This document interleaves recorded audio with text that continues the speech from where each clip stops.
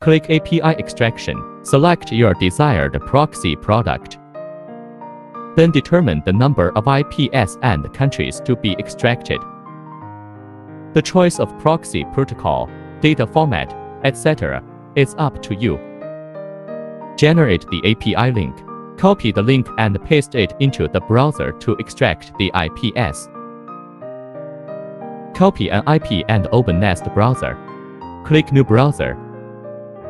Fill in the account name. Select the proxy type. Paste the IP and port you just copied.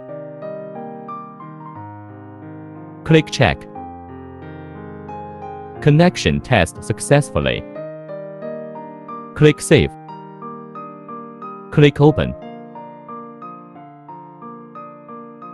This is the proxy information after setting up. You can start to surf safely now.